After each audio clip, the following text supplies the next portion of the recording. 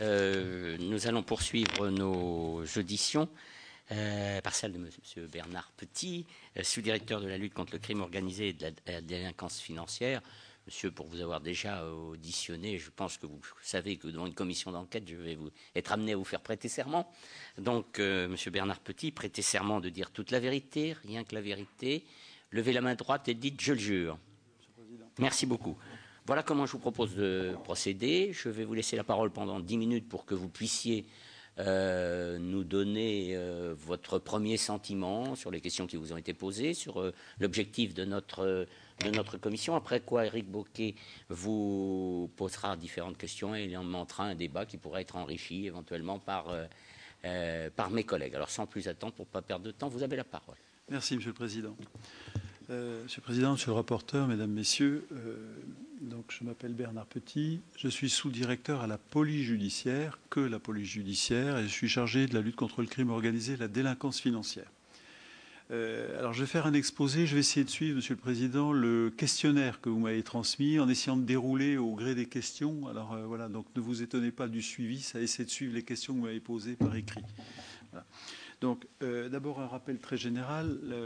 La sous-direction qui m'a été confiée comprend essentiellement et quasi exclusivement des services opérationnels, c'est-à-dire des services d'investigation qui font des enquêtes, des filatures, des interceptions téléphoniques, des choses comme ça. Donc, des services opérationnels qui sont des offices centraux ou des brigades nationales, c'est-à-dire qui ont une compétence nationale, qui peuvent intervenir sur tout point du territoire et qui ont aussi cette caractéristique de rassembler des personnels qui sont à la fois des personnels de police judiciaire, mais aussi des gendarmes, des douaniers, des inspecteurs des impôts, des personnels administratifs, des personnels de police technique et scientifique. Donc voilà présenter les unités qui composent cette sous-direction. Donc des services spécialisés par champ thématique, les stupes, les vols à main armée, la traite des êtres humains, mais aussi les infractions économiques et financières, la fraude fiscale, le blanchiment d'argent, tous des sujets qui nous intéressent ici. Avec quelques services transversaux, que je cite quand même 2 pour mémoire, qui interviennent aussi sur le champ économique et financier quand nous en avons besoin.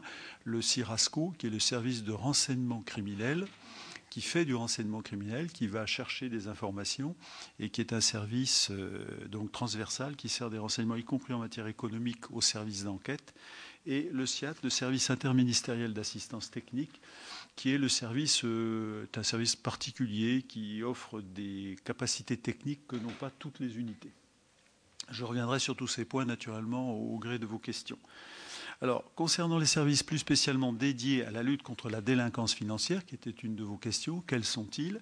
Je souhaiterais d'abord juste vous faire 3 remarques, mais qui me paraissent importantes. Dans la sous-direction, la distinction classique que vous allez retrouver dans certaines organisations territoriales, à savoir la distinction entre les services criminels, les services financiers, les enquêtes criminelles, les enquêtes financières. Dans la sous-direction, ce système n'a pas cours, on n'a pratiquement pas cours. Nous avons l'habitude de travailler en unités regroupées, c'est-à-dire en task force, et nous mixons l'approche criminelle et l'approche financière, ce qui nous offre beaucoup plus de possibilités, l'approche est plus facile. Et dans les infractions commises en bande organisée, nous avons une efficacité qui est beaucoup plus grande. Je reviendrai là aussi, si vous le souhaitez, sur ce point. Ainsi, des enquêteurs de l'Office central des stupéfiants ou spécialisés pour le crime organisé en matière de vol à main armée, de raquettes, d'extorsion de fonds, travaillent régulièrement avec des gens de la financière, qu'il s'agisse des gens de l'OCRGDF, la grande délinquance financière, qui est chargée de lutter contre le blanchiment, ou la DNIF, la Division nationale des investigations financières et fiscales. Et inversement, la Division nationale des investigations financières et fiscales peut utiliser par exemple la BRI nationale, la Brigade de recherche et d'intervention nationale, pour ses filatures et ses surveillances. La deuxième chose que je voulais vous dire avant d'aborder les services à proprement parler, c'est que j'omettrai dans la présentation que je vais vous faire 2 services, l'OCLIC, un nom un peu compliqué, mais qui est ce qu'on pourrait appeler l'office cyber, qui pourtant intervient sur des matières financières, puisque cet office est compétent pour des fraudes à la carte bancaire, pour des fraudes aux moyens de paiement numériques, et que ce service intervient aussi en support et en aide transversale à tous les services, y compris les services purement financiers. Et un deuxième service qui est l'OCRFM, l'Office central qui est chargé de réprimer le trafic de la fausse monnaie, en particulier les contrefaçons de l'euro. Pourquoi? Parce que l'activité de ces 2 services, l'Office cyber et la fausse monnaie, leur activité n'est pas à proprement parler une délinquance uniquement, entre guillemets, en col blanc. Je vous ai dit que c'était un peu dépassé, cette appréciation. Elle touche tous les pans de la criminalité. Leurs spectres sont beaucoup plus larges que la délinquance financière. Dernier point avant d'aborder les services, quels que soient les services dont je vais vous parler maintenant, nous nous appuyons aussi sur l'organisation de la police judiciaire déployée au plan territorial. Et là, nous avons en territorial à peu près 417 enquêteurs ECOFI, c'est-à-dire spécialisés en matière économique et financière, répartis dans les différentes directions interrégionales de police judiciaire, qui sont sur le territoire et qui nous apportent leur appui ou qui sont co-saisis d'enquêtes avec nous-mêmes. Voilà. Alors, concernant les services dont vous vouliez que je parle, je n'en ai retenu 3, mais je crois que c'est vraiment les 3 principaux. C'est l'OCRGDF, l'Office central pour la répression de la grande délinquance financière, la DNIF, la Division nationale des investigations financières et fiscales, qui a vocation à devenir le futur office anticorruption et antifraude fiscale, et la BNE, la Brigade nationale des enquêtes économiques. Un mot sur chaque, je reviendrai là aussi si vous le souhaitez plus en détail. L'OCRGDF a été créé en 1990. Cette unité spécialisée dans la lutte contre le blanchiment d'argent et le financement du terrorisme. Elle comprend actuellement environ 70 enquêteurs qui sont spécialisés sur les questions de blanchiment. Et elle a en son sein quelque chose, une formation, une composante sur laquelle je reviendrai puisque c'était une de vos questions, la PIAC, la plateforme d'identification des avoirs criminels. Donc ça, je vous en dirai un mot beaucoup plus en détail dans quelques instants. Concernant la DNIF, la Division nationale des investigations financières et fiscales, 3 composantes, je vais très vite, la Brigade centrale de lutte contre la corruption, la Brigade de répression de la délinquance financière et la Brigade nationale de répression de la délinquance fiscale, la fameuse BNRDF qui a été créée récemment et à propos de laquelle, là aussi, je reviendrai quant à son activité et à son bilan. Cette unité, la DNIF, avec ses 3 composantes, a vocation à devenir le cœur de ce nouvel office anticorruption, anti-infraction financière et anti-fraude fiscale. Donc c'est une unité, un recrutement est en cours pour compléter les effectifs, c'est une unité qui va être forte d'à peu près 80 enquêteurs, peut-être un petit peu plus de 80. Ensuite, il y a la BNE, la Brigade nationale des enquêtes économiques. Alors là, je vais aller assez vite. C'est une unité qui est issue de la DGFiP, dont les personnels viennent de la DGFiP, sont des inspecteurs des impôts. Ils sont placés au sein de la sous-direction et ils ont un déploiement territorial dans les DIPJ. Alors j'ai quelques chiffres à votre disposition si vous le souhaitez. Elle comprend au total 47 inspecteurs des impôts répartis sur 21 sites en France.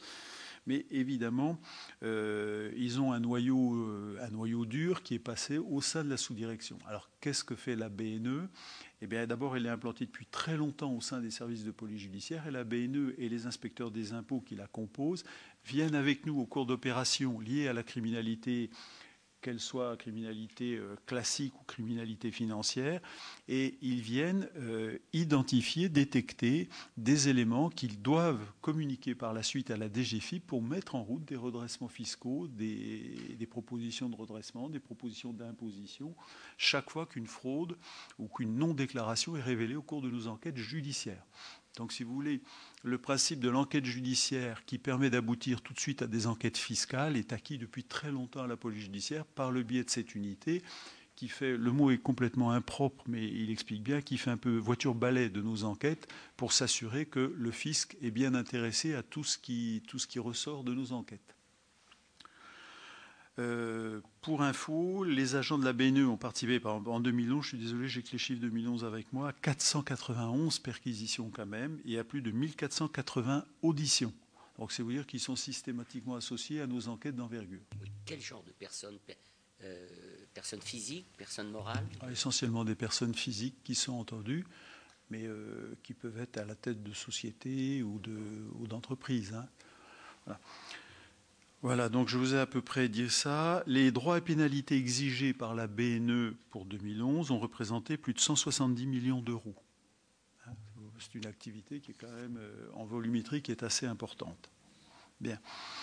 Une de vos questions était quel bilan peut-on dresser d'ores et déjà concernant l'activité de la BNRDF? Alors vous vous rappelez, c'est la DNIF. La DNIF, elle a 3 composantes. Dans cette 3e composante, il y a la Brigade pour la répression de la délinquance fiscale. Alors, C'est une unité, je vous rappelle, qui est jeune, puisqu'elle a été mise en place par un décret du 4 novembre 2010. Donc on a quand même un recul qui est quand même pas très grand.